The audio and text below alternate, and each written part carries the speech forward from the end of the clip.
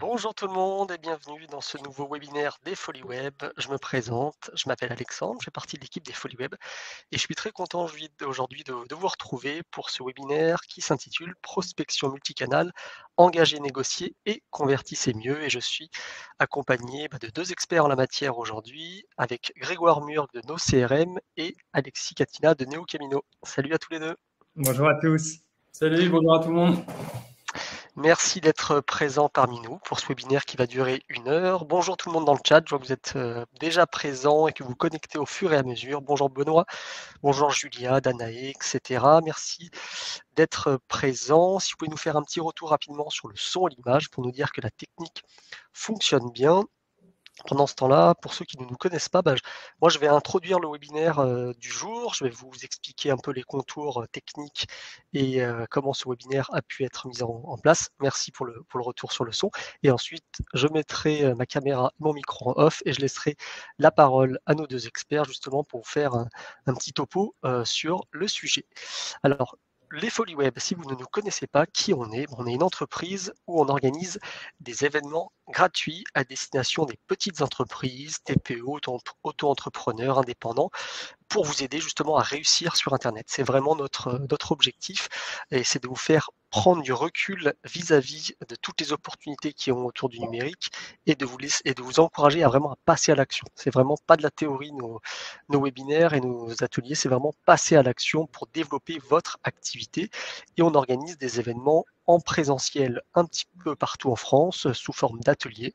Je vous partage dans le chat le lien vers notre site web parce que vous retrouverez peut-être des ateliers près de chez vous. Donc n'hésitez pas à jeter un petit coup d'œil dessus. Ça, c'est pour la partie atelier. Et puis on fait des webinaires tout au long de l'année, comme aujourd'hui, un webinaire en ligne. Et tous ces événements, justement, sont gratuits. Alors comment on fait pour les rendre gratuits? Eh ben, on a deux partenaires. Le premier que je vous présente et qui s'affiche à l'écran, c'est réussir en .fr. Donc c'est le .fr qui est l'extension française Internet. Vous voyez, c'est le fameux .fr, lesfolieweb.fr par exemple, et c'est géré par l'AFNIC. L'AFNIC, c'est une association à but non lucratif qui vous aide également à réussir une bonne présence en ligne avec son programme Réussir en .fr, justement, qui permet justement d'organiser ce genre d'événement. Je vous partage dans le chat tout de suite à l'instant un lien vers la ressourcerie FolieWeb, c'est gratuit, vous pouvez vous mettre de côté et après la consulter. Et à l'intérieur de cette ressourcerie, vous avez notamment un autodiagnostic de réussir en .fr qui vous permet d'évaluer gratuitement votre maturité numérique. Il vous prend à peu près 10 minutes, je crois. Donc n'hésitez pas à le faire et ça vous permet aussi d'avoir des recommandations personnalisées pour faire des meilleurs choix numériques. Et puis le deuxième co-organisateur, s'appelle NeoCamino et aujourd'hui on a une personne de NeoCamino. Donc Alexis, je te passe la main, je pense que tu es plus expert que moi pour présenter la solution. Carrément, merci en tout cas Alexandre. Bonjour à tous à nouveau et merci d'être aussi nombreux aujourd'hui. Effectivement, je suis consultant moi chez NeoCamino maintenant depuis 3 ans et le métier de NeoCamino, c'est d'accompagner tout simplement les entrepreneurs, les TPE, les PME à réussir grâce au numérique, grâce au marketing digital et on accompagne du coup pas mal de monde depuis maintenant plus de 10 ans. On vous aide à construire justement une stratégie digitale adaptée à vos ressources. On met aussi à disposition un logiciel marketing un petit peu all-in-one, tout en un, qui permet justement de gagner du temps aussi dans la dimension un peu plus opérationnelle. Et bien sûr, on a une équipe dédiée d'experts pour tout ce qui est de délégation de services, accompagnement sur mesure, création de sites, gestion de campagnes publicitaires, etc., etc. Ok, parfait, merci. C'est très clair. Et puis vu qu'on a présenté NeoCamino et Alexis, on a aussi Grégoire qui est avec nous. Grégoire, est-ce que tu peux te présenter et puis nous dire 2-3 mots sur ta boîte? Oui, bien sûr, avec plaisir. Alors déjà, bonjour à tous. Ça me fait plaisir, je vois quelques noms. Donc n'hésitez pas à nous dire dans le chat si vous êtes des NoCRMers, si vous utilisez NoCRM, juste pour savoir un peu qui est de mon côté, en tout cas. Et donc voilà, NoCRM, moi je m'occupe de la partie expansion des différents marchés chez NoCRM parce qu'on a une solution en 6 langues. Donc on a une solution qui s'adresse vraiment à toute personne qui veut développer son business avec des activités de vente, donc vraiment profil commercial. Donc on existe depuis 10 ans sur le marché. On est un produit made in France, mais on est sur plusieurs marchés, comme je disais. Et donc maintenant, actuellement, on a 14 000 personnes qui utilisent NoCRM dans plus de 80 pays. Et ces 14 000 utilisateurs, sont des commerciales ou des gens qui deviennent très forts en vente, qui découvrent la vente à travers nos CRM. Et donc voilà, on fait partie du groupe Positif où c'est un ensemble de solutions marketing telles que Sarbacane, où en fait, voilà, vous pouvez connecter avec nos CRM pour tout ce qui est newsletter. Donc voilà, nos CRM, en un mot, c'est un logiciel de prospection commerciale. Ok, bah parfait pour la thématique du jour. Tous les deux, on a bien choisi, on va dire, les intervenants aujourd'hui. Et avant de vous laisser la parole complètement et de partir sur le sujet, je vous informe également, c'est important de le savoir, que ce webinaire est également organisé dans le cadre d'un appel à projet financé par le gouvernement dans le cadre du plan France Relance, à l'initiative de France Num et de BPI France, et en partenariat avec Serre France, qui est un réseau national de cabinets d'experts comptables. Vous avez tous ces logos et tous ces acronymes devant vous dans la slide qui était affichée.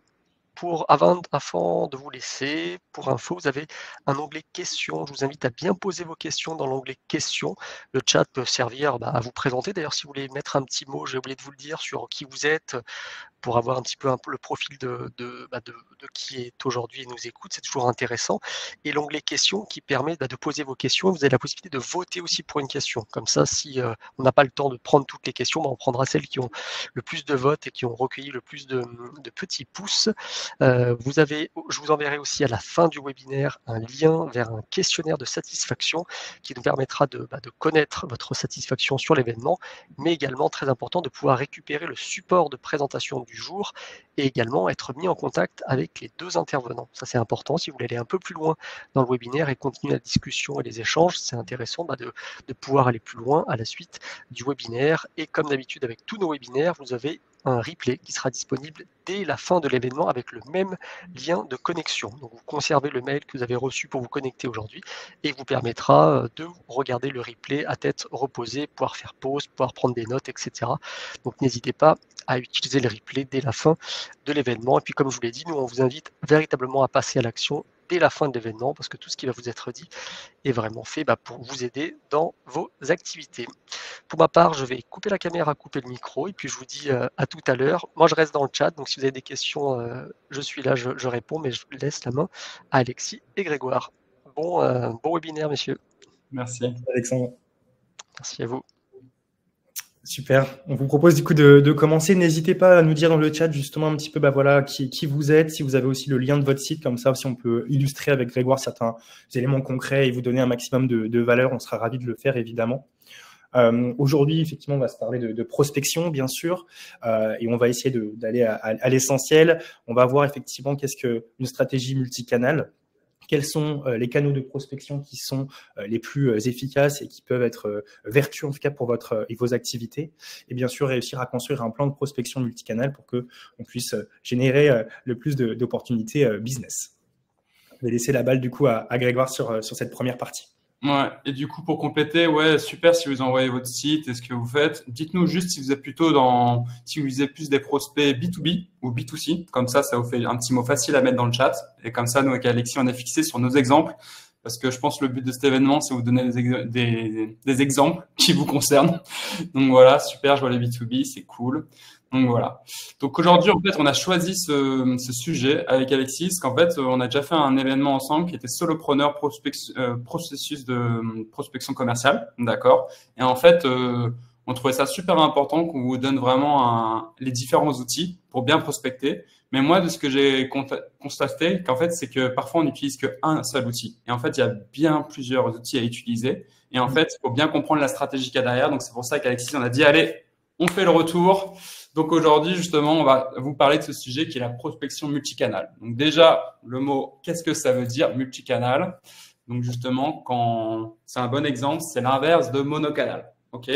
Donc je vous donne un exemple clair, c'est que par exemple, monocanal, vous allez utiliser 100% de l'email. Donc là, c'est l'exemple à gauche que je vous donne pour justement attirer, engager, prendre contact avec des prospects. Multicanal, on part de l'idée que vous utilisez d'autres canaux, tels que par exemple à droite, vous voyez l'email, le téléphone ou LinkedIn. D'accord? Donc ça veut dire que vous maximisez les chances et vous utilisez d'autres canaux pour essayer de contacter des prospects. D'accord? Alors pourquoi c'est important et pourquoi j'en parle, c'est qu'en fait, si vous voulez, actuellement, il y a toujours beaucoup de monocanal. Il y a beaucoup de boîtes justement qui font toute leur prospection commerciale 100% avec de l'email ou de la téléphonie. Ok? Mais en tout cas, c'est prouvé comme quoi si plus vous utilisez plusieurs canaux, plus vous avez de chances justement de contacter de nouveaux prospects. Parce qu'en fait, il y a plusieurs raisons, mais déjà une, bah, tout le monde n'a pas forcément une adresse mail qui est valable, vous n'avez peut-être pas une adresse mail, peut-être que vous avez le mauvais numéro de téléphone. D'accord? Donc voilà, donc je pense que ce graphique est assez clair. Monocanal, un seul outil, tel que juste email, 100% email, juste téléprospection, téléphone. Et à droite, justement, vous les divisez. Donc, un exemple, c'est vraiment à gauche, 100% email. À droite, si on doit répartir entre les pourcentages, par exemple, si vous n'avez que 2 canaux, c'est 50%, 50%. D'accord? Voilà. Est-ce que c'est clair pour toi aussi ce schéma, Alexis? Tu veux ajouter un truc peut-être?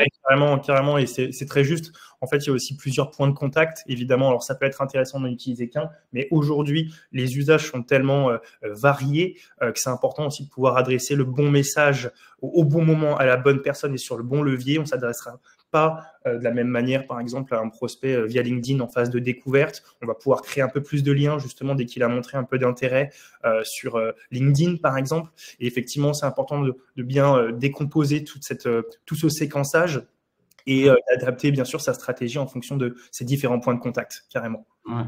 Et le truc aussi, c'est que je veux bien que vous vous rendez compte, c'est qu'en fait, il y a plusieurs types d'entreprises qui font de la prospection. Imaginez, vous êtes une grande entreprise avec plein d'équipes, une équipe commerciale qui fait que la téléprospection, que l'emailing. OK, je veux dire, il y a différentes ressources qui s'occupent de un canal. Mais je veux dire, vous, à votre échelle, si vous êtes un solopreneur, si vous êtes une PME, il faut miser sur multicanal tout simplement parce qu'en fait, c'est là où vous avez plus de chances simplement de rentrer en contact avec les prospects en fait. Vous pouvez pas juste vous restreindre à juste un outil. Parce qu'il y a plusieurs raisons et je vais vous les donner justement, c'est le prochain slide. Donc là, c'est différentes raisons et les avantages en fait de faire de la prospection multicanal. Donc je vais essayer de vous donner différents exemples. En fait, le premier truc à vous dire, c'est que le prospect que vous voulez contacter, vous savez pas ce qu'il préfère comme canal. Vous savez pas s'il est plus LinkedIn, vous savez pas s'il passe plus de temps sur son adresse mail, s'il passe plus de temps en fait, il est directement toujours en vadrouille, mais en fait simplement plus le téléphone, vous savez pas. Donc, en fait, simplement, avec le multicanal, en essayant de le contacter sur différents canaux, vous allez savoir, OK, mon prospect, je peux avoir plus de contacts et je peux échanger plus avec lui sur tel canal. Donc, c'est vraiment ça, en fait, qui vous permet que le multicanal, vous êtes fixé. Vous êtes fixé, vous savez c'est quoi l'habitude de mon prospect. Parce qu'en tant que commercial et personne qui est active dans la vente, une des choses, c'est comme, vous savez, il faut écouter, mais en plus de ça, il faut s'adapter. Il faut s'adapter au prospect, il faut vraiment savoir un peu comment il marche. D'accord? Aussi, un autre truc important, c'est faire la différence par rapport aux concurrents. Parce que, comme je vous l'ai dit, il y a encore beaucoup de boîtes qui font 100% emailing, 100% LinkedIn, en plus maintenant avec l'automatisation. Là, franchement, ça vous donne vraiment, vous allez faire la différence si vous utilisez de l'emailing, du LinkedIn, du téléphone. Et en plus de ça, j'ai mis le biais de réciprocité. Qu'est-ce que c'est? C'est qu'en fait, par exemple, imaginons, moi, je contacte quelqu'un par email au début. Donc, vous savez, j'envoie un ou deux, pas de réponse. Bon, je peux envoyer un troisième email si je veux, mais au bout d'un moment, je vais me faire passer pour un spam. L'idée, qu'est-ce que c'est? C'est qu'en fait, je le contacte sur LinkedIn. Je dis, écoutez, voilà, je vous ai contacté par email. Je pense que clairement, ça ne marche pas. Voilà, c'est pourquoi je vous écris sur LinkedIn. Là, la personne, elle va voir ce message-là. Elle va dire, bon, OK. Grégoire, il fait des efforts. Il fait des efforts. Il veut me contacter. Il a quelque chose dont il veut me parler. Donc, du coup, le fait que vous fassiez un effort, bah, la personne se dit, bah, je vais aussi faire un effort et lui répondre au moins. Donc, c'est vraiment là ce biais de réciprocité où c'est donnant-donnant en fait. D'accord? Et en plus de ça, juste, ça rajoute une touche humaine. Parce que là, en ce moment, vous savez, vous recevez plein d'emails. Soyons honnêtes, ça peut vite être plein votre boîte mail. Et puis, avec tous les mails automatisés ou un peu justement qui sont OK, d'accord, personnalisés, vous dites d'accord, bon, c'est automatisé, il n'y a rien de personnalisé. Là, simplement, le fait que vous fassiez l'effort et vous contactez sur un autre canal, la personne se dit OK, bon. Elle veut vraiment parler avec moi, il y a un effort, enfin, il y a vraiment quelqu'un derrière cet email, en fait, et derrière ce message LinkedIn. D'accord? Aussi, le troisième point, c'est en fait, vous êtes un peu moins intrusive. C'est un peu moins une approche poussive. Vous savez vraiment où, par exemple, vous envoyez 6 emails et vous n'avez pas de réponse. Là, justement, vous donnez plus de crédibilité, en fait. Il y a plus de crédibilité et de justification de pourquoi vous le contactez et pourquoi vous le contactez sur un autre canal. D'accord? Donc, parce que, voilà, juste faire un canal, ça peut être trop parfois, en fait. Par exemple, c'est comme là, si j'ai que le téléphone, j'appelle 3 fois la même personne, je sais pas, 7 fois la même personne ou comme à la fin, c'est trop, en fait. La personne dit, bah, désolé, mais là, non, c'est trop, quoi. C'est vraiment varié, quoi. Après, l'autre point, c'est contacter 100% de ses contacts. Alors là, c'est juste pour vous dire, en fait, vous avez des outils qui sont super pour trouver de la donnée, de l'email, LinkedIn, ou choses comme ça. Mais même si vous trouvez un outil qui est super pour avoir des adresses mail, dites-vous que sur les 100% des contacts, il y en a 80% qui sont valables. Parce que 20% des autres adresses mail n'existent plus, ou clairement, c'est des adresses mail génériques. Et le fait qu'en fait, vous utilisez d'autres canaux, vous allez trouver d'autres informations, telles qu'un lien, je sais pas moi, un URL LinkedIn, un numéro de téléphone, ça va vous permettre de trouver ces contacts dont vous ne trouvez pas l'adresse mail. D'accord? Et le dernier point, et ça on reverra vraiment avec Alexis, parce que chaque canal a ses limites. L'adresse mail, c'est super, vous pouvez envoyer plein d'emails en journée, vous pouvez avoir plusieurs adresses mail. Mais le problème, c'est que, voilà, enfin, je veux dire, l'auto de réponse, vous savez que ça va moins répondre que sur LinkedIn. Et LinkedIn, pareil, a ses limites. LinkedIn, vous ne pouvez pas envoyer beaucoup d'invitations ou beaucoup de messages par semaine. Et le téléphone, pareil, pas de téléphone, il n'y a pas de numéro, donc vous ne pouvez pas le joindre. Donc, en fait, c'est bien se rendre compte des limites des différents canaux et du coup, les placer au bon moment dans le processus de prospection commerciale. Je ne sais pas si tu vois d'autres avantages, mais je pense que les exemples parlent. Et n'hésitez pas si vous voulez d'autres exemples, mais je pense que les exemples sont assez parlants. Carrément. Ok. Bon, bah écoute, je te laisse la suite du coup, Alexis. Oui, on va faire un petit focus du coup sur quel canaux de prospection utiliser. C'est important d'avoir en tête et déjà dissocier et différencier deux choses. On a la prospection active et la prospection passive.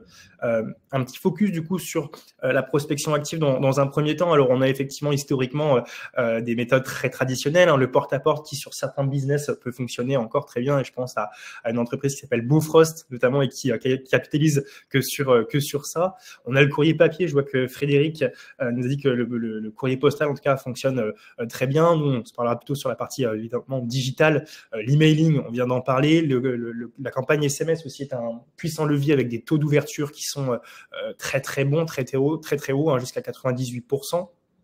La prospection téléphonique, bien sûr, un incontournable aujourd'hui, notamment sur la verticale B2B, de la publicité et on a discuté aussi rapidement de la prospection, bien sûr, sur les réseaux, de la prospection automatisée. Et ça, c'est possible de le faire aujourd'hui pour gagner du temps, justement, et notamment sur LinkedIn.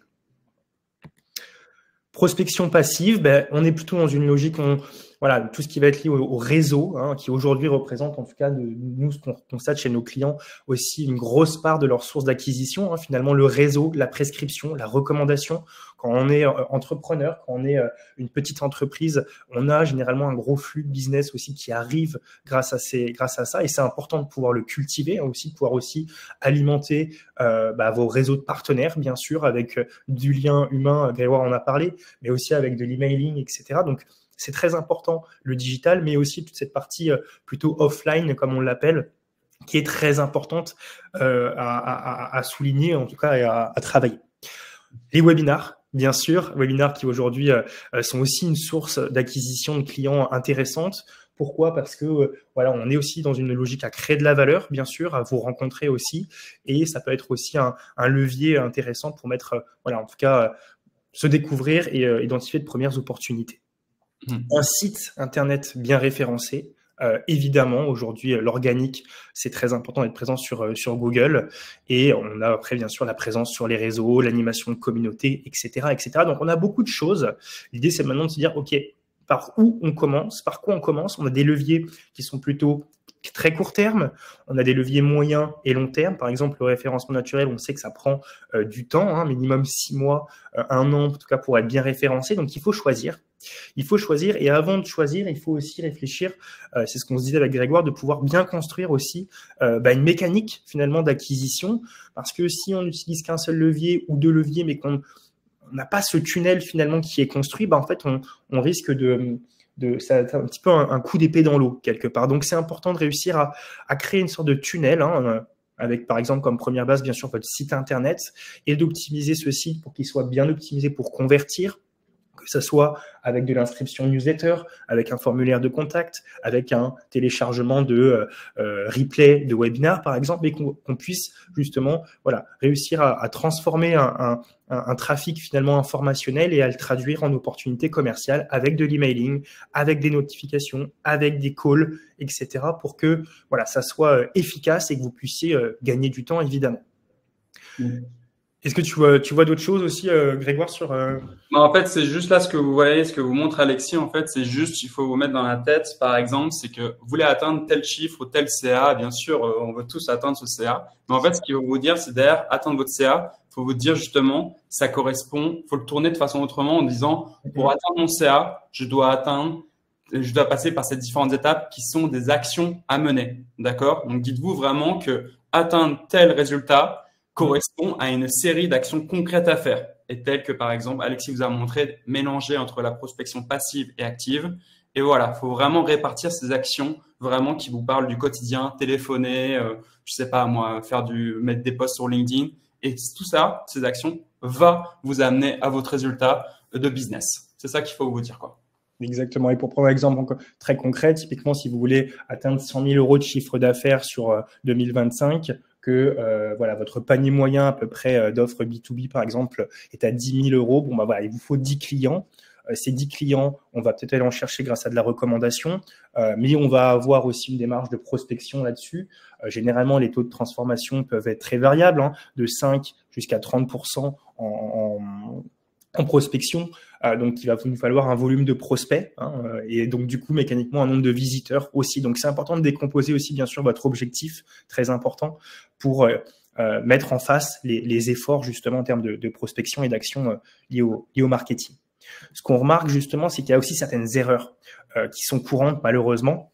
Et on aimerait faire un petit point là-dessus. La première chose, c'est effectivement de ne pas avoir de stratégie digitale claire et aussi pas d'objectif business pensé, décomposé, hein, comme on a pu vous le présenter, de multiplier certains leviers de prospection sans la mécanique, hein, parce que donc du coup, on a forcément une étape qui manque, de ne pas intégrer, et ça c'est très important, votre proposition de valeur dans votre stratégie de prospection, et finalement de parler que de vous, hein. Je pense qu'on a tous et toutes été sollicités, notamment par mail ou sur LinkedIn, avec des messages très longs, absolument pas personnalisés, qui étaient centrés du coup sur l'entreprise et pas sur mes besoins.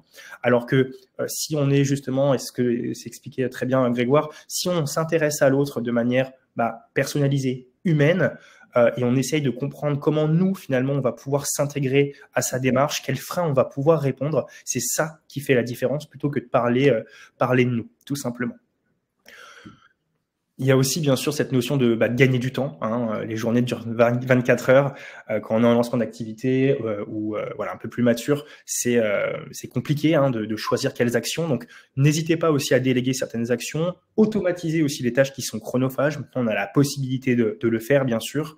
Et bien sûr, suivre aussi la performance de vos canaux d'acquisition. Est-ce que le téléphone, ça fonctionne? Est-ce que l'email marche? Est-ce qu'on est sur les bons taux, les bons indicateurs par rapport au marché? Et après, par empirisme, bien sûr, l'enjeu, c'est de pouvoir apprendre, tester et après réussir à concentrer vos efforts sur les leviers qui performent le mieux. Ouais. Donc, là, on va vous faire une présentation d'outils. Alexis, vous avez vraiment montré, là, on a vraiment crédibilisé le fait qu'il faut vous mettre à la prospection multicanal, d'accord, et utiliser différents canaux. Alors déjà, avant, j'ai une question, avant qu'on commence par l'email. Hier, on a fait un petit sondage avec Alexis. On a demandé quel était le canal de préférence et à privilégier. Donc, pour information, sur au moins 100 personnes sur notre réseau, justement, où c'est des experts de la vente, ils privilégient le téléphone en premier, d'accord. Ouais. Ensuite, LinkedIn. Ensuite, l'email et à la fin, SMS et WhatsApp qu'on va vous montrer avec les avantages et les désavantages et comment les implémenter. Donc, c'est important qu'on vous dise ça, qu'on vous donne vos sondages. Et s'il vous plaît, via le chat, dites-nous ce que vous préférez comme canal ou vous pensez que ça vous aide à closer vos ventes, à les faire avancer ou à atteindre plus de prospects. Si vous êtes plutôt téléphone, plutôt email, plutôt LinkedIn ou plutôt WhatsApp, SMS. Vous pouvez nous le dire directement. Mais donc voilà, en tout cas, on vous a montré, nous, l'info qu'on a eu de notre réseau. Donc, ça peut vous aider. Mais nous, du coup, aujourd'hui, on va vous montrer vraiment, on va repasser en revue les différents outils avec les avantages et les désavantages et pourquoi vous devez utiliser et à quel moment. Parce que c'est ça qui est important. C'est à quel moment vous devez l'utiliser. Donc là, c'est très vite fait. On a des chiffres clés. Donc là, c'est les chiffres clés sur les emails. Donc, un email, vous voyez, le taux d'ouverture. Donc, ça veut dire que la personne qui ouvre votre email est de plus ou moins 18%. D'accord? Donc, on voit que le taux d'ouverture, il est beaucoup moins fort que sur d'autres canaux, par exemple, email. Le taux de clic, ça veut dire quoi ce chiffre? 2,6%. Le taux de clic, ça veut dire la personne qui va aller sur votre email et cliquer sur le lien qu'il y a eu. Donc là, c'est juste pour dire, ne mettez pas trop de liens dans votre email, mettez juste un CTA, un call to action, ça veut dire vraiment quelque chose qui mène à l'action que vous voulez. Prendre un rendez-vous, je sais pas, moi, votre site web, mettez juste un lien, pas plus. Et taux de réponse, 8%. Qu'est-ce que ça veut dire? Ça veut dire que si votre message il est trop long, si vous spammez, il y a 100 personnes, il y en a 8 qui vont prendre le temps de vous répondre. Donc vraiment, votre message il doit être court, il doit aller directement vraiment au point que vous voulez aborder, quoi.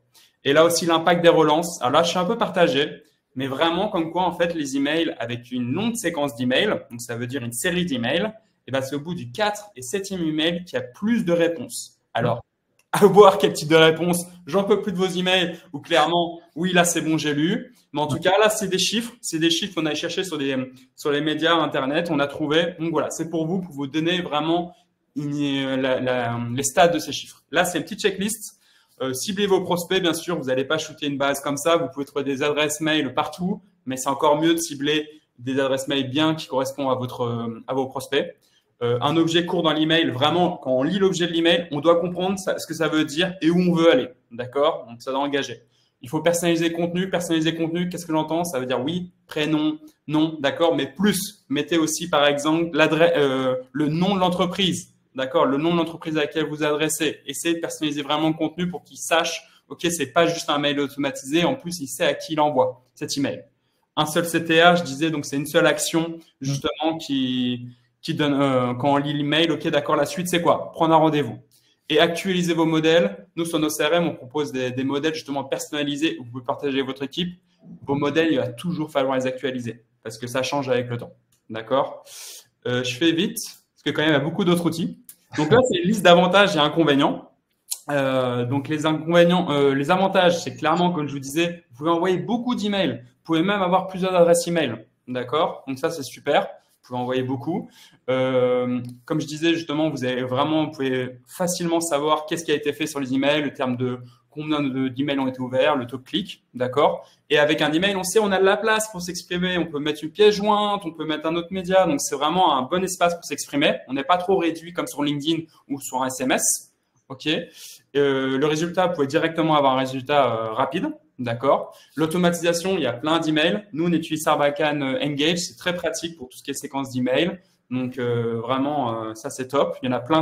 En plus, c'est de plus en plus bon marché. Donc, je recommande vraiment, si vous voulez faire une automatisation, faites une automatisation au début pour vous présenter. D'accord. Par exemple, vous envoyez 3 emails au début. Et personnalisation. Vous pouvez mettre différentes variables. Donc, par exemple, bonjour Alexis de NeoCamino. Ça, vous pouvez automatiser. C'est des valeurs que vous pouvez automatiser. Ok. Le problème, c'est que parfois, ça peut être un paramétrage complexe. Vous pouvez vite tomber dans le blacklistage. Donc, ça veut dire quoi en fait? Que tout simplement, votre adresse mail, vos emails tombent directement dans les spams. Ça, c'est tout à fait possible. D'accord. Et puis, saturation, on le sait, on reçoit tous des emails, newsletters, des mails de prospection. Et qu'au bout d'un moment, les gens, ils suppriment directement, ils voient l'objet et ils suppriment. Et absence de contact humain. Absence de contact humain direct, comme le téléphone. Nous, là, je vous appelle, c'est spontané. D'accord. Et aussi, une base de données avec des bonnes adresses mail, ça se travaille. C'est pas pour rien qu'il y a des outils pour vérifier les adresses mail. D'accord. Donc, nous, sur nos CRM, nos utilisateurs, ils envoient directement les emails depuis nos CRM et ils utilisent beaucoup les différents modèles pour aller plus vite. D'accord. Ouais. C'est bon pour les emails. Je te laisse la suite pour LinkedIn. Yes, carrément. Un petit focus sur LinkedIn, évidemment. Donc, c'est un levier important, un levier où on peut se connecter à d'autres personnes, créer de la valeur et qui prend un maximum de place dans nos usages quotidiens. Généralement, un taux d'acceptation sur LinkedIn, c'est à peu près 30%. Donc, je me connecte à une personne qui n'appartient pas à mon réseau, c'est à peu près 30%. Et les taux de réponse, du coup, avoisinent les 6%. Donc, on va y revenir, mais c'est très important d'avoir une approche sur mesure, créatrice de valeur pour justement maximiser et atteindre ces indicateurs de performance. Effectivement, on a plus de 26 millions de membres en France, donc on a de quoi faire. Aujourd'hui, ça passe... pour atteindre ces indicateurs, c'est important que vous puissiez aussi avoir un profil, bien sûr, optimisé, professionnel. Je pense qu'on connaît tous et toutes Amandine Barthes, en tout cas, qui est une top voice sur ce réseau pour celles et ceux qui s'intéressent au marketing, notamment au référencement naturel. On a un profil qui est très optimisé ici. On comprend la promesse de cette personne. Je t'aide à comprendre le SEO sans migraine.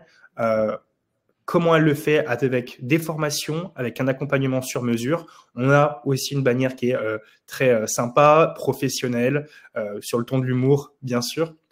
Et on a aussi, bien sûr, des éléments de réassurance de marque. Donc, si vous avez des logos de partenaires, des logos de clients, ou alors tout simplement des taux de satisfaction, etc., n'hésitez pas, en tout cas, à travailler une bannière bien optimisée parce que c'est ce qui va faire la différence. C'est l'une des premières choses qu'on va voir. C'est rassurant, c'est crédibilisant et ça permet aussi de vous différencier, bien sûr, de certains de vos concurrents. Vous avez aussi la possibilité d'épingler certains posts ou de valoriser certains liens. Vous voyez en dessous dans votre sélection. Profitez-en aussi. L'idée derrière, elle est assez simple. C'est d'amener finalement le visiteur tout simplement au bon endroit. Donc, on pourrait avoir un premier lien vers votre site internet, un second lien vers un contenu en téléchargement pour récupérer des coordonnées et un troisième lien plus intentionnel pour prendre un rendez-vous, par exemple. Sur le B2B, ça fonctionne aussi très bien comme ça. N'hésitez pas aussi à optimiser votre profil avec des recommandations de vos partenaires ou de vos clients. Ça permet encore une fois de crédibiliser votre profil. Et si vous avez la possibilité de créer un premier contenu justement en téléchargement qui sera au service aussi de votre prospection, n'hésitez pas à le faire. Quand on parle de contenu, on en a énormément. Je pense qu'on en a tous et toutes téléchargés, mais ça peut être voilà des guides, des livres blancs, des replays de webinars. Ça peut être peut-être même parfois des fichiers Excel, des prompts ChatGPT. Il y a plein de choses sur lesquelles en fait on peut se permettre de créer de la valeur. L'idée, c'est de créer un contenu, bien sûr, qui corresponde aussi à votre audience. Toujours, comprenez les freins, comprenez les problématiques de votre cœur de cible et créez un contenu qui répond justement à leurs enjeux. On vous propose aussi, enfin, on sait que c'est important d'investir LinkedIn avec une petite routine idéale, bien sûr, mais l'idée c'est, en tout cas, il n'y a pas de miracle sur ce réseau. C'est pas parce que demain on arrive sur LinkedIn qu'on va avoir 1000 clients. Il faut instaurer une routine et on a des bonnes pratiques ici qui sont importantes à avoir en tête. Donc, n'hésitez pas à commenter et à interagir, bien sûr, avec votre réseau ou en tout cas avec des posts qui appartiennent à votre niche, à votre secteur d'activité, de pouvoir aussi rentrer en contact et ajouter de nouvelles personnes qui appartiennent à votre cible, que ce soit sur mesure ou automatisable. Vous avez des outils qui permettent de le faire. On va y revenir avec Grégoire. Et de pouvoir réussir en tout cas à répondre aussi aux commentaires, interagir avec votre écosystème pour être identifié, planter de premières graines. Et après, bien sûr, il faut aussi créer du contenu à forte valeur ajoutée. Maintenant, vous avez aussi l'intelligence artificielle et de nombreux outils qui permettent de gagner du temps dans la production de contenu, que ce soit visuel ou textuel. Et après, il faut effectivement être régulier, pouvoir entretenir le lien, répondre aux commentaires, répondre aux messages de prospection, se permettre de relancer, peut-être envoyer un mail si on se rend compte que la personne est intéressée pour aller un petit peu plus loin, etc. etc. Je ne sais pas si tu veux rajouter quelque chose sur cette… Tu as raison. Après, je vois juste, oui, il y a des actions qui peuvent être automatisées. Mais voilà, moi en tout cas personnellement, parce que j'utilise beaucoup LinkedIn et toi aussi Alexis, c'est vrai que être spontané aussi, je veux dire faire une connexion directement en clic soi-même, on choisit à qui on s'adresse. C'est vrai que l'automatisation c'est bien, mais comme je disais juste là, les chiffres actuels, et tu dis si je me trompe, mais je pense que il y a des limites de connexion par semaine et LinkedIn il réduit beaucoup. Et pareil, les messages. Par exemple, je pense que vous pouvez pas envoyer plus de 100 connexions par semaine si je me trompe pas. Enfin bref. Ouais, 400 €. C'est là l'automatisation, ils ont pas c'est pas eux qui décident, c'est LinkedIn. Donc restez spontané aussi. L'interaction, je suis tout à fait d'accord avec toi. C'est bien beau de poster, il faut poster parce que pour vous, ça vous permet de vulgariser votre contenu et de vous positionner sur ce que vous proposez comme valeur. Mais interagir, c'est encore mieux parce que simplement, ça crée des liens indirectement. Et moi, j'ai eu plein de justement, des nouveaux partenaires, des nouveaux leads justement qui viennent parce que j'ai vu leur contenu, on est dans les mêmes domaines et justement, c'est complémentaire. Donc, faut interagir. Il faut créer. C'est vraiment ça. C'est un réseau social. C'est de l'échange, quoi. Carrément. On a effectivement plusieurs solutions qui permettent justement, de centraliser les informations, de pouvoir automatiser aussi et prospecter. On a effectivement notre outil NoCamino qui permet de le faire, nos CRM et Wallaxy aussi pour toute cette partie prospection automatisée. Ouais. Moi, je donne juste vite fait un ou deux exemples. Là, je reviens sur les outils. Nous, chez nos CRM, en fait, vous pouvez créer un lead facilement depuis un profil LinkedIn. Donc, vous voyez le profil d'Alexis. Et directement, en un clic, ça crée un lead, une opportunité qui va dans votre pipeline de vente dans nos CRM. Donc, ça, c'est assez pratique. Et aussi des trucs un peu simples. Mais par exemple, quand vous voyez votre fiche de prospect, fiche de contact, Ah, vous voulez avoir l'information LinkedIn? Bah, nous, on a fait un lien direct où en fait, ça vous lance et vous voyez directement sur LinkedIn la recherche de, par exemple, Alexis directement, j'ai la vision de son profil. Et Walaxy, c'est très bien, mais c'est un outil d'automatisation. Donc, comme je disais, bah, l'automatisation, c'est bien, mais il faut savoir bien la gérer. Donc, voilà. Et NoCamino aussi, ils font un bel outil pour l'automatisation sur LinkedIn. Bah, je reprends la suite du coup. Du coup, on est au troisième outil, la téléprospection. Donc c'est cool. J'ai vu dans le chat, il y en a qui préfèrent directement appeler, directement la prospection à la fois par téléphone. Bravo à vous parce que ça paye. Parce que comme vous pouvez voir, le taux de contact, bah, mine de rien, c'est mieux que l'email, d'accord. Bon, c'est pas mieux que LinkedIn, mais ça paye quand même 15 à 20%, d'accord. Et aussi, l'autre chiffre qui est important, c'est vraiment toutes les tentatives jusqu'à ce que vous ayez quelqu'un qui est le décideur. Là, vous voyez, par exemple, c'est 8,4 appels pour avoir le décideur. Donc, imaginez, vous voulez passer l'étape justement du secrétaire ou de la personne qui n'est pas le décideur, bah, ça prend du temps. Donc, c'est ça qu'il faut vous dire. Vous passez des appels, mais ça va payer petit à petit. D'accord? Et là, vous voyez la préférence des cadres dirigeants. Donc, si vous visez des cadres dirigeants, dites-vous qu'il y en a 57%, il y a la moitié qui préfèrent être contactés par téléphone plutôt que par email. Bah, la raison, elle est simple. En fait, ils sont saturés par email. Et puis, en plus de ça, bah, ils peuvent vous répondre plus facilement par téléphone. D'accord? Là, c'est une petite checklist. Alors, sourire. Alors, oui, ça paraît un peu facile comme ça. Mais en fait, juste quand vous commencez votre appel, juste souriez. Parce que si vous ne souriez pas, l'autre personne au téléphone va l'entendre. Et on va être clair. Alors, quelqu'un au téléphone qui sourit pas ou qui est pas content de m'appeler, ça se sent, ça s'entend. D'accord? Préparez votre script. Nous, chez nos CRM, on a un générateur de script qui vous permet d'éviter de parler comme un robot. Donc, ça veut dire quoi, parler comme un robot? Vous savez, vous lisez votre fichier Word et vous laissez même pas le prospect parler. Là, on propose vraiment un script qui vous permet d'interagir. Parce qu'en fait, la téléprospection, c'est avoir une personne et directement être fixé et engager une discussion pour savoir s'il y a de l'intérêt. Le but de votre téléprospection, pour rappel, quand vous appelez une première fois, c'est vous présenter, d'accord, et savoir s'il y a de l'intérêt. Et la prochaine étape, c'est fixer un autre rendez-vous où vous pouvez parler plus longtemps. D'accord? Rien de plus. Objectif, booker un rendez-vous plus long. Chercher le bon timing, ça c'est super important. L'email c'est super, vous pouvez envoyer quand vous voulez, vous pouvez programmer LinkedIn aussi, mais vous n'allez pas appeler quelqu'un à 23 heures. Enfin, ça dépend de votre time zone, de votre fuseau horaire bien sûr, mais vous n'allez pas appeler quelqu'un à 23 heures. Il y a vraiment un calendrier à respecter. Il y a des moments où en fait vous savez que ces personnes sont plus disponibles. Vous pouvez regarder sur internet, vous pouvez vraiment trouver les bons moments pour faire votre téléprospection. Soyez direct et pertinent, d'accord? Parce que voilà, un appel de prospection, ça dure pas plus de 2 minutes en général. Il faut écouter activement, comme je disais, bah, faut pas juste parler vous et laisser la place pour que la personne justement vous donne des informations. Et comme je disais, prochaine action. Voilà. Et du coup, pour faire très vite, là, je vous ai listé des outils. Donc, nous, en fait, on a des gens chez nos CRM qui utilisent simplement le téléphone. D'accord? Et qui peut faire directement scanner le numéro et directement, vous n'avez pas besoin de taper le numéro de téléphone. Donc, si vous gagnez beaucoup de temps, parce que c'est très chronophage de passer des appels, on le sait. Le CRM, vraiment un scan et c'est bon, vous passez l'appel. Ou si vous faites des séries d'appels, franchement, passez sur des outils, des VoIP, on appelle ça. D'accord? Et là, vous avez des exemples, Ringover, Aircall, où vraiment, eux vous permettent d'appeler en toute aisance depuis votre ordinateur. Donc, ça, c'est super pratique. Ça vous fait des séries d'appels et vous avez l'enregistrement. Parce qu'on sait le moment, par exemple, moi, je sais pas, je connais pas bien, j'ai pas bien compris le nom de famille, j'ai pas bien compris l'information. Vous êtes content quand vous pouvez écouter l'enregistrement. Et les avantages, je vais aller très vite. Interaction directe, vous le savez, c'est humain. Enfin, voilà, le taux de conversion, il est vraiment élevé. Vous qualifiez rapidement. Vous savez vite si le prospect il est intéressé ou pas. Parce qu'envoyer 8 emails et vous savez toujours pas, c'est un peu frustrant. D'accord? Donc, l'email, justement, après l'email, passez un coup de téléphone, vous êtes fixé. Et en plus de ça, vous renforcez la confiance parce qu'il y a un contact humain, il sait à qui s'adresser. Enfin, je veux dire, la personne est simplement plus en confiance de discuter avec vous.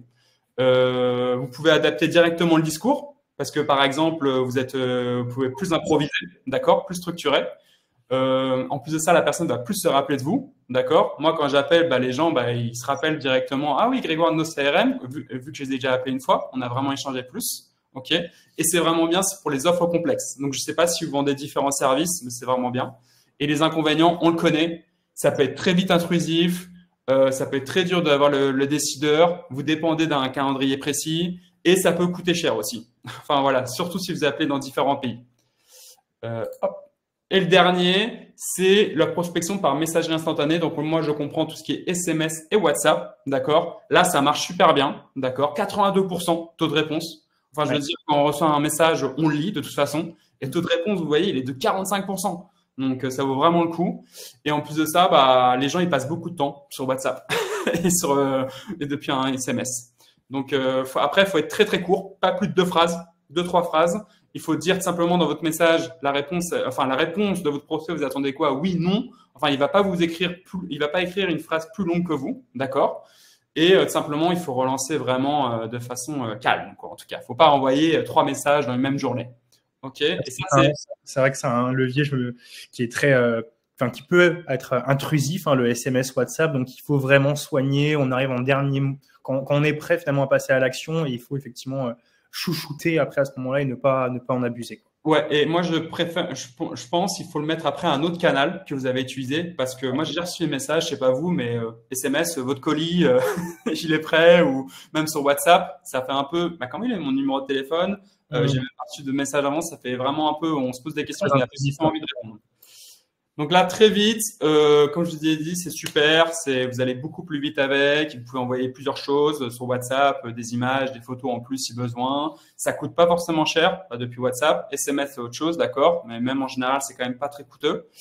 Les anti-spam, ils sont assez, il n'y a pas de spam comme sur les adresses mail, d'accord. Il y a une automatisation, d'accord. Nous, justement, sur nos CRM, vous avez vraiment, c'est une semi-automatisation. Vous êtes sur un fiche contact, vous pouvez envoyer directement vos modèles de messages WhatsApp ou de SMS. Donc ça, c'est super pratique. Et en plus de ça, on va sortir une intégration avec WhatsApp où vous sélectionnez tout ce que vous voulez dans vos discussions que vous voulez synchroniser avec nos CRM. Donc c'est super pratique pour mener vos échanges sur WhatsApp. Ça dépend. Moi, je sais que sur WhatsApp, si vous faites du B2C, ça vaut le coup en fait. Ça vaut le coup. B2B, c'est à venir en France, mais je sais que sur d'autres marchés, ça marche pas mal WhatsApp. D'accord? Et les inconvénients, je vous l'ai dit, risque d'intrusion et de blocage directement. Vous êtes limité, vous pouvez pas écrire un pavé comme un email, d'accord? Et c'est pas adapté à tous, ok? Et en plus de ça, vous pouvez pas, si vous avez plusieurs offres, c'est compliqué. Donc voilà. Donc là, on a revu les différents outils, les différents canaux que vous pouvez utiliser. Je te laisse la suite, Alexis, pour le… Ouais, on va faire vite parce que je vois que le temps passe. Effectivement, troisième et dernière partie sur comment construire un plan de prospection. On y revient, mais effectivement, important de définir sa stratégie multicanal. Je pense que vous l'avez tous et tout en tête, mais identifiez du coup clairement vos cibles. Fixez-vous des objectifs qui soient clairs. Combien, on en a parlé tout à l'heure, mais combien de leads vous allez devoir avoir pour valider en tout cas ce nombre de clients. Choisissez effectivement les canaux adaptés, testez-les. Bien sûr, automatiser ce qui peut être automatisé, personnaliser ce qui doit être personnalisé et surtout mesurer, bien sûr, et optimiser la performance de vos actions. Donc, faites-vous un petit dashboarding, un petit dashboard pour piloter justement la performance de ces différents leviers. Vous avez après pas mal de choses qui existent, mais Google Analytics est un très bon outil pour piloter vos activités aussi et être meilleur dans la compréhension justement des leviers qui performent le mieux. Ouais. Donc là, c'est vraiment un slide qui vous permet de prendre les différentes étapes à prendre en compte avant de choisir vos différents canaux et la suite que je vais vous montrer. Là, il y a juste une question, parce que je réponds vite fait, mais qu'est-ce que c'est? Quand je dis un lead, en fait, on parle d'une opportunité commerciale. Désolé pour l'anglicisme, mais donc voilà. Donc, on parle vraiment aujourd'hui de prospect. En fait, vous allez contacter des personnes qu'on dit prospect ou c'est pas encore des clients. Un prospect devient un client. D'accord? Donc voilà. Donc ça, c'est vraiment la stratégie à suivre, comme Alexis l'a expliqué. Et après, justement, vous avez défini cette stratégie-là. Vous pouvez définir votre processus et vous dire qu'un canal correspond à une étape, d'accord, pour engager avec le prospect. Donc là, c'est un exemple, d'accord. S'il vous plaît, ça dépend votre secteur. Moi, je vous montre vraiment un exemple un peu courant quand même. Donc là, on est sur une campagne de 2 semaines, d'accord. Sur 2 semaines, simplement, vous espérez avoir une conversion avec tel prospect, d'accord. Donc en fait, vous commencez comment? Et ben en fait, simplement, vous commencez à envoyer des messages, une séquence d'emails, de 3 emails pour vous présenter l'entreprise, montrer que vous avez trouvé tel prospect, justement, telle entreprise, ça peut être intéressant de lui proposer vos services et pourquoi, d'accord? Donc, c'est vraiment, on est dans une découverte, d'accord? Donc là, mettez-vous à la place du prospect, il va découvrir à travers vos différents emails, ok, c'est quoi le nom de cette boîte? Je vais regarder. Il va même parfois directement cliquer sur le lien de votre signature d'email pour voir qui vous êtes. Donc, on est dans une phase de découverte. Ensuite, ce que vous pouvez faire, c'est qu'après l'email, vous passez à LinkedIn. D'accord? Vous pouvez tout simplement contacter la personne que vous avez contactée par email en expliquant, bah voilà, je vous ai contacté par email, j'ai pas eu de retour, je voulais savoir si on pouvait échanger, comme je vous ai expliqué, vraiment beaucoup plus court. Et là, vous connectez et vous pouvez rentrer dans un message. Là, déjà, vous allez gagner parce que la personne va dire, ah bah, je pensais que c'était des mails automatisés, que c'était un robot derrière. C'est cool de voir que je peux parler avec quelqu'un directement. Et les personnes, elles aiment bien les chats de discussion instantanée parce qu'ils peuvent échanger un peu plus. D'accord? Et ensuite, bah, LinkedIn, qu'est-ce que vous faites? Vous pouvez appeler. Vous êtes en aisance, là, vous pouvez appeler. Vous avez déjà contacté sur LinkedIn et par email. Et bah, directement, faites de la téléprospection, appelez. Et vous donnez le contexte de, bien sûr, de justifier. Je vous ai envoyé des emails et sur LinkedIn, c'est pourquoi je vous appelle par téléphone. D'accord? Et ensuite, la dernière étape, c'est pas vraiment un canal, mais là, à la fin, justement, vous avez votre réunion où vous pouvez vous poser et expliquer la valeur ajoutée. Donc, je le vois un peu comme une conversion, justement. Là, vous avez pris le temps. C'est une conversion de tout ce qui est prospection commerciale. Vous prenez le temps de présenter votre offre et vous êtes fixé si vous pouvez aller plus loin ou pas. Voilà. Je sais pas si c'est clair pour toi le process aussi, Alexis? Ouais, carrément très clair, effectivement. Et encore une fois, adapter les messages. On peut avoir d'autres points de contact, bien sûr, d'autres leviers, effectivement, en fonction de vos secteurs d'activité, en fonction de vos cibles. Et effectivement, c'est très pertinent. C'est pour dire vraiment qu'à chaque moment, il y a un canal qui fait sens d'utiliser. D'accord? Et ne surtout pas faire juste un canal. OK. Yes. Ah oui, et dernier point, du coup, automatisation ou pas, je tiens vraiment à insister parce qu'en fait, là, vous voyez, nos CRM, vous pouvez le connecter avec plein d'outils. Vous pouvez connecter via Zapier, qui sont des plateformes de no-code. Du coup, ça envoie des emails automatiques, ça envoie des messages LinkedIn, tout. C'est super. C'est super, mais réfléchissez à quel moment vous en avez besoin. Comme l'a dit Alexis, pour les tâches chronophages, OK. Donc, en fait, ce que vous allez faire, si vous faites de l'automatisation, vous allez envoyer beaucoup en fait de prospects. Ça va être un gain de temps, mais réfléchissez à bien ce que vous voulez automatiser. D'accord? Et c'est bien, comme je disais au début, pour vous présenter et pour justement mener à ce que ça vous permet d'avoir d'autres rendez-vous avec des prospects. Moi, j'aime beaucoup l'approche manuelle aussi, surtout si vous avez un volume de prospects faible. Prenez votre temps manuellement, votre recherche, ça c'est bien. Et en fait, ça vous permet de vraiment construire la relation. Et ça vous fait un ciblage beaucoup plus précis et vous êtes authentique. Donc, voilà. Je sais pas si tu as des choses à ajouter sur ce slide, toi, Alexis? Non, c'est effectivement, après, à mon sens, sur la partie qu'ils aient bien en tête, ce que c'est bien d'automatiser ou non, mais créons toujours de la valeur. Et justement, il faut avoir en tête aussi de pouvoir convertir justement ces potentiels prospects. Et ça, vous pouvez le faire justement en créant justement des contenus adaptés. On en a parlé tout à l'heure, mais n'hésitez pas vraiment à essayer de comprendre les besoins et les enjeux de vos cibles. Proposer des contenus qui répondent à ces besoins-là. Allez chercher du retour. Intéressez-vous aussi à leurs besoins et valorisez, que ce soit en message de prospection LinkedIn ou par mail ou par WhatsApp, valorisez ces liens en téléchargement pour récupérer justement un contact, aller un peu plus loin dans la démarche commerciale, comprendre qu'il y a un intérêt à un instant T et servez-vous de ce point d'intérêt pour justement amener vers une prise de rendez-vous téléphonique ou par mail ou voilà, d'aller un petit peu plus loin avec eux. Vous avez pas mal d'éléments en termes de conversion et la fidélisation, bien sûr, est très importante. Identifier dès que vous avez une mission qui s'est bien passée, une prestation, une vente, voilà, à travers un questionnaire de satisfaction NPS, par exemple, qui vont être demain vos ambassadeurs, valorisez-les, entretenez les liens.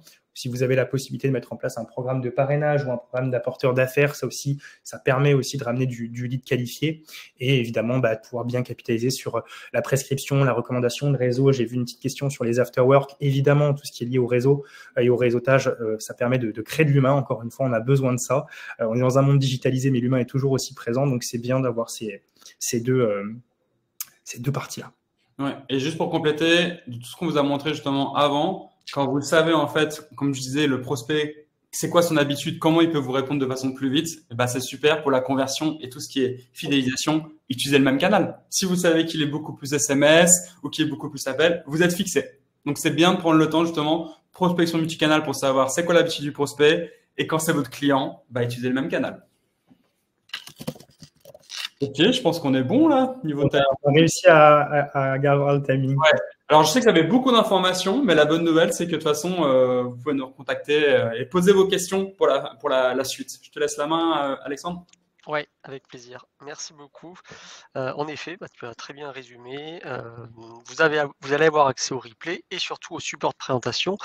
Et pour le support de présentation, bah, hop, je vous partage tout de suite dans le chat le lien vers le questionnaire de satisfaction. Je crois même qu'on peut faire apparaître une petite pop-up. Je vous le mets comme ça, vous êtes sûr de ne pas la rater. Le questionnaire de satisfaction, comme son nom l'indique, il vous permettra de recevoir il vous permettra de vous donner notre satisfaction sur l'événement et également rester en contact avec Grégoire ou Alexis, comme ça vous pouvez aller un peu plus loin avec eux.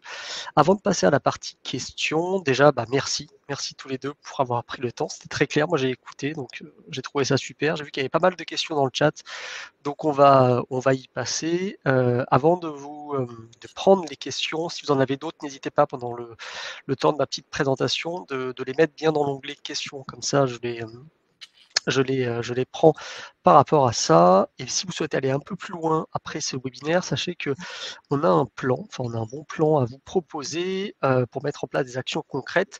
C'est le programme Tous en ligne maintenant, qui est un programme d'accompagnement. Si votre entreprise a plus de 2 ans d'existence et réalise un chiffre d'affaires qui a au moins 15 000 euros, qui fait au moins 15 000 euros, et vous êtes éligible à effectuer justement ce programme d'accompagnement qui est de 3 semaines, comme vous pouvez le voir au niveau de la slide, et qui vous permet justement d'être formé sur des thématiques comme la création, l'optimisation de site web, le référencement naturel, etc. Pour voir si vous êtes éligible, je vous mets le lien dans le chat vers un questionnaire d'inscription pour voir si vous êtes éligible. Et si vous n'êtes pas encore éligible à ce programme Tous en ligne maintenant, sachez qu'on fait également des formations Folie Web. C'est un peu la nouveauté, on va dire, de ces derniers mois. Donc si vous n'êtes pas éligible, si vous souhaitez aller plus loin également, si vous avez apprécié le webinaire, on est à peu près sur la même ambiance, si ce n'est qu'on va plus loin, ça dure plus longtemps et on est sur différentes thématiques. Je vous mets le lien également vers nos formations pour que vous puissiez les découvrir. Il y en a certaines qui sont éligibles CPF, n'hésitez pas à aller faire un petit tour.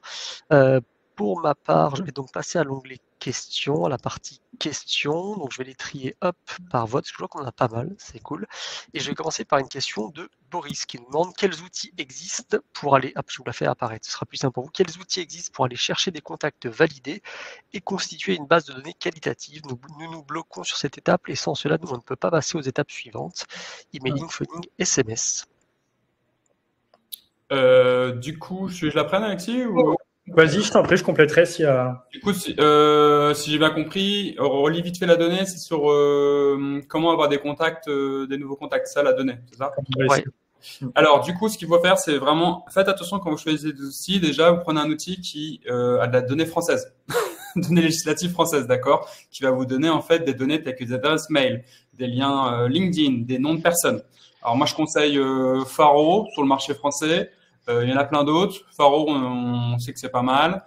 Mais comme je vous disais, en fait, il faut utiliser plusieurs outils. Parfois, vous avez des abonnements parfois mensuels.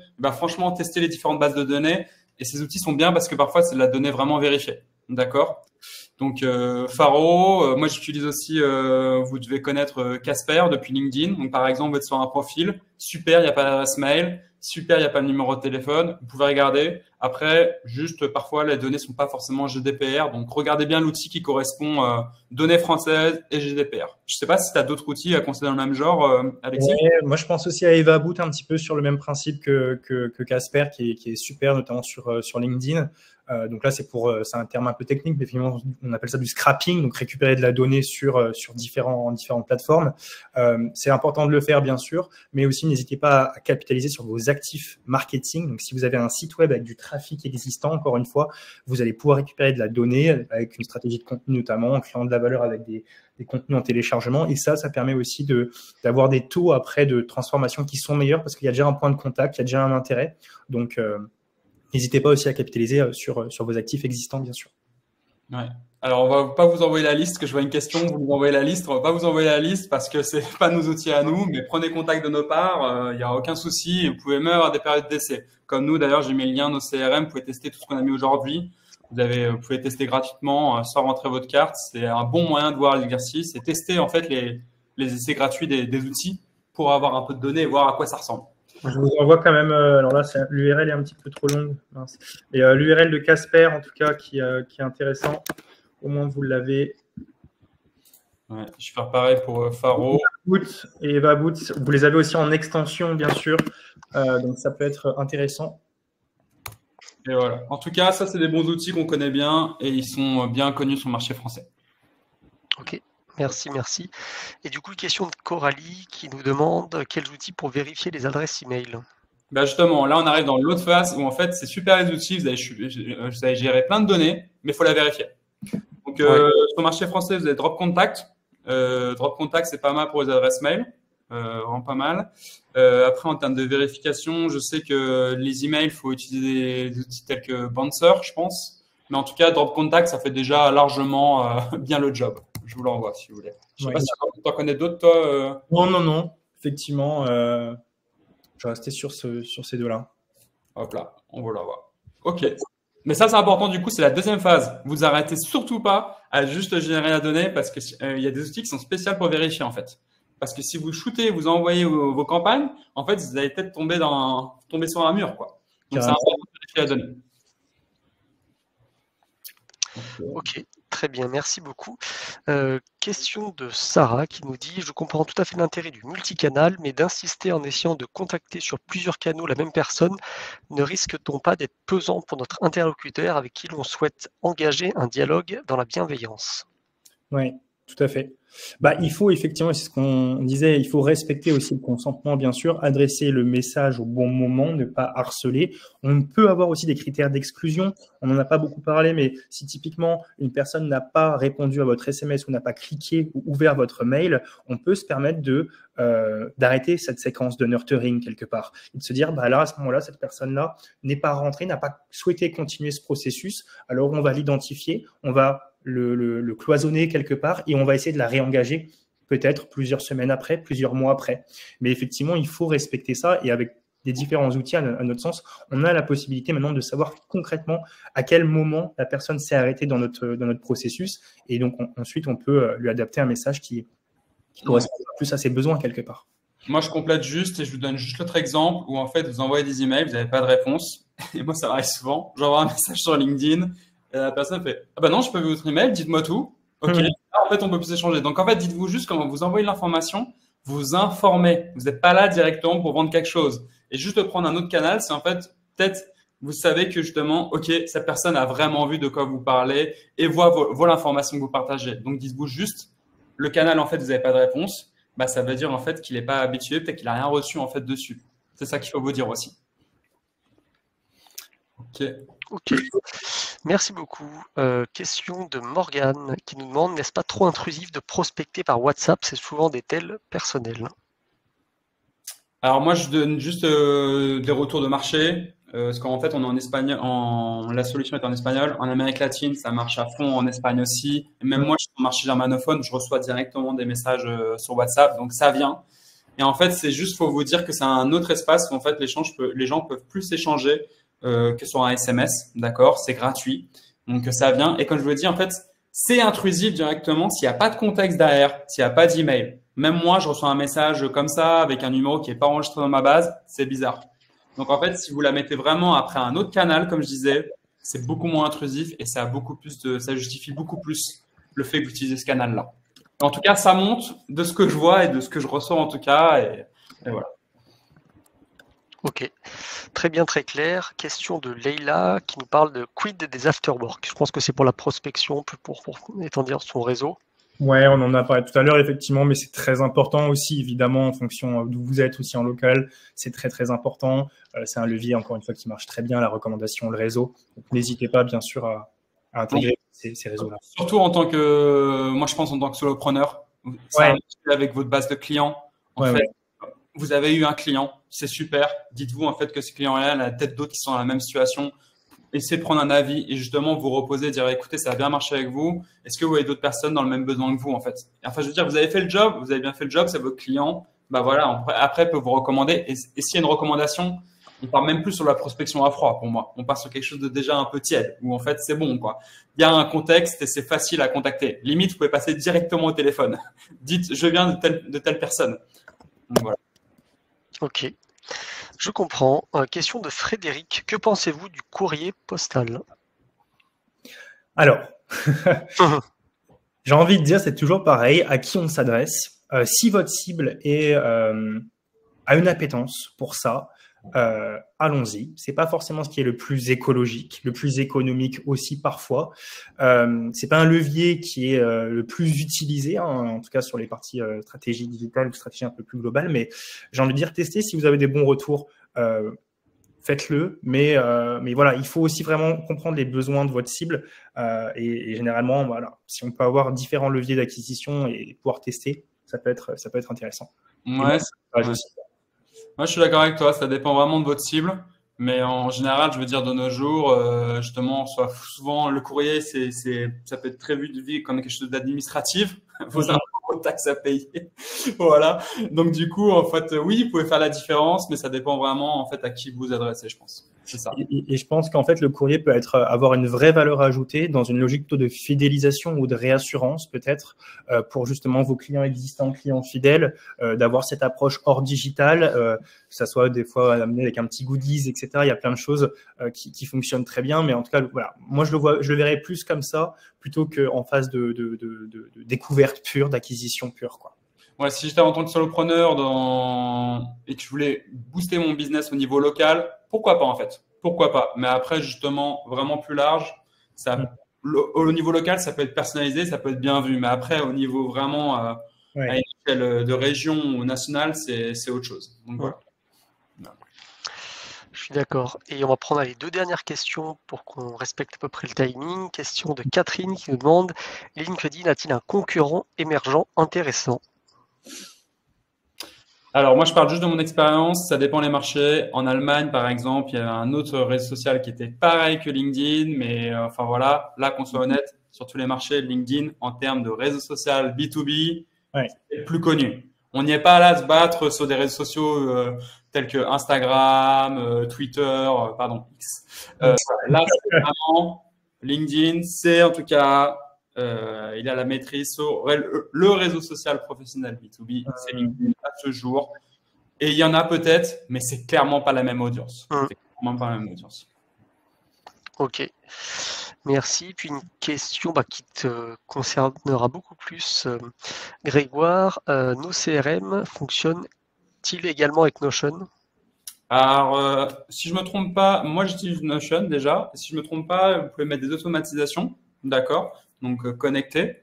Et d'ailleurs, il y a des personnes qui me disaient oui, mais je peux construire un CRM sur Notion. Alors libre à vous de construire vous-même un CRM en outil de prospection. Mais ça va prendre du temps. Ça va prendre beaucoup de temps. Et justement, nous, nos CRM, il y a des gens qui connectent avec Notion pour quelques automatisations, pour des prises de notes. Libre à vous de voir ce que vous pouvez faire. C'est complémentaire, je pense. C'est carrément complémentaire. Mais en tout cas, Notion est un super outil en termes de prise de notes. Même moi, je l'utilise et pour la gestion de projet. Donc voilà, je recommande en tout cas. Pareil, on l'utilise beaucoup et très pratique en effet. Je ne peux que qu'acquiescer. Et merci beaucoup Grégoire et Alexis. Merci pour votre temps, disponibilité, puis la clarté des infos, c'était top. Je vois que Nathalie dit à peu près la même chose que moi. Merci, très intéressant. Voilà, je suis pas le seul à le penser, donc c'est cool. À très bientôt. N'hésitez pas à remplir le questionnaire de satisfaction pour tous les participants, comme ça vous pouvez rester en contact avec Alexis et Grégoire. Et puis écoutez, j'espère que tous les deux vous avez passé un bon moment. Ouais, merci à tous. Merci. Super. Et puis là, on a mis pour la suite, parce qu'il y avait plein de questions qui n'ont pas été répondues, soyons honnêtes. N'hésitez pas à nous contacter, moi et Alexis. Comme ça, on pourra changer un peu plus. Mais en tout cas, c'est super ce moment avec vous tous. Merci Alexandre d'avoir animé. C'est toujours cool d'avoir fait ce retour webinaire avec toi, Alexis. Ouais, merci à toi aussi. Bonne journée à tous. Bonne journée, bon Merci appétit. tout le monde. Bon appétit pour ceux qui vont manger. N'oubliez pas, le replay est disponible tout de suite après avec le même lien de connexion.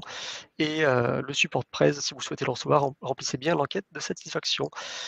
Au revoir tout le monde. Merci Alexis et Grégoire encore une fois et à très bientôt. Salut.